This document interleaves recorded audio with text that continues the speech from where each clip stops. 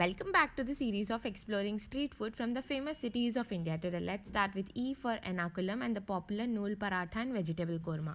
According to K.A. Menon, Lord Shiva was addressed in Chennai as Eranar in the past. In Kerala too, this was followed, and it later came to be known as Ernakulam. Ernakulam has played a part in the political history of South India since ancient times. The Jews, Syrians, Arabs, Chinese, Dutch, British, and Portuguese seafarers allowed the sea route to the kingdom of Cochin and left their impressions on the town. Ernakulam was believed to be first ruled by the Chera dynasty since a lot of interlinked historical facts have been established.